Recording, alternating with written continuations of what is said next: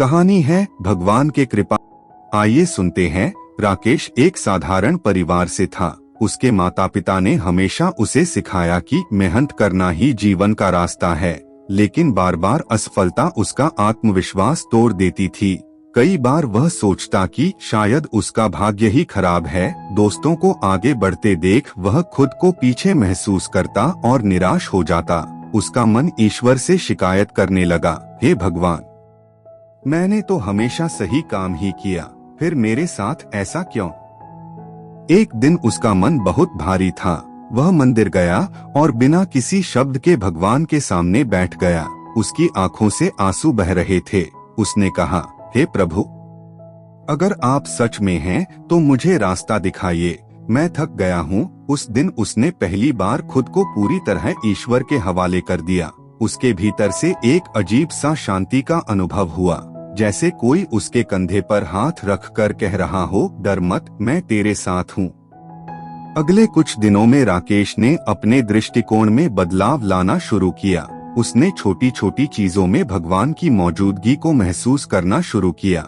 जब भी कोई समस्या आती, वह घबराता नहीं, बल्कि प्रार्थना करके शांत मन से उसका समाधान सोचता। वह रोज सुबह मंदिर जाकर दीप जलाता और मन ही मन भगवान का नाम लेकर दिन की शुरुआत करता। धीरे धीरे उसके भीतर धैर्य आने लगा।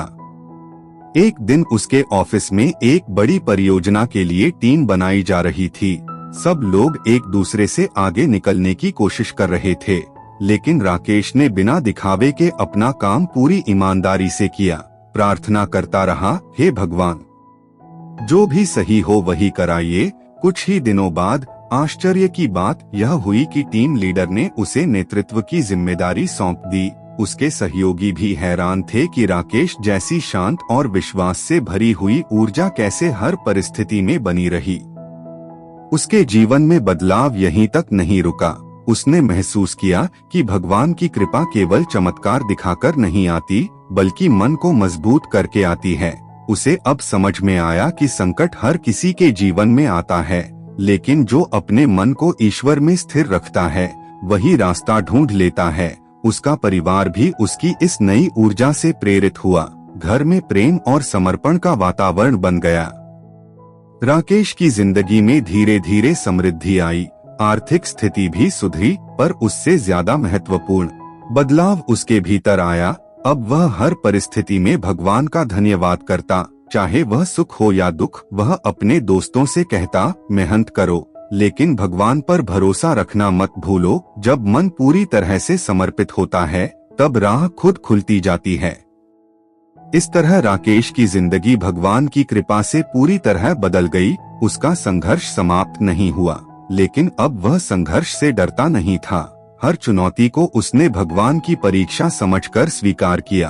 उसकी कहानी यह सिखाती है कि असली चमत्कार बाहरी घटनाओं से नहीं, बल्कि भीतर जागी आस्था और विश्वास से होता है। जो व्यक्ति भगवान की कृपा पर भरोसा रखता है, उसका मन मजबूत होता है और उसका जीवन नई दिशा में आगे बढ़ता है। तो कहानी आपको कैसी लगी? ऐसे ही कहानी के लिए चैनल को सब्सक्राइब करें। धन्यवाद।